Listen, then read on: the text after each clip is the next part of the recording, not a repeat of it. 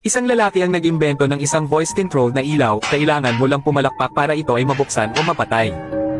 It's cool, right? Ang asawa niya ay naging curious kaya sinubukan din niya, pero walang nangyari. Sinabi ng lalaki na kailangang pumalakpak ng 2 beses bago gumana. Ginawa ng babae, at sa wakas, umilaw nga ang ilaw. Ngunit nang bumukas ang ilaw, bigla na lang naglaho ang asawa. Tinawag siya ng babae ng matagal pero walang sagot. Akala niya ay nagbibiro lang ang lalaki, kaya nainis siya at humiga na para matulog. Pero nang patayin niya ang ilaw, biglang may narinig siyang boses ng asawa sa tabi niya. Agad niyang inalis ang kumot at sabi niya, "Hoy, ganito ba ang trip mong laro?" Ngunit ang asawa ay paulit-ulit lang na nagsasabi, "Ang dilim dito." Akala ng babae ay natatakot lang sa dilim ang asawa, kaya sinubukan niyang buksan muli ang ilaw. Ngunit sa pagbukas ng ilaw, muli na namang naglaho ang lalaki. Nagpanik na ang babae, sigurado siyang hindi ito biro. Agad siyang naghanap sa paligid ng asawa niya. Sa sandaling iyon, pumasok ang anak nila at nagtanong, "Nasaan si Papa?" Nagpaliwanag ang babae, "Nakikipaglaro lang ako kay Papa ng palakpak na laro." Kasunod noon ay gumaya ang bata.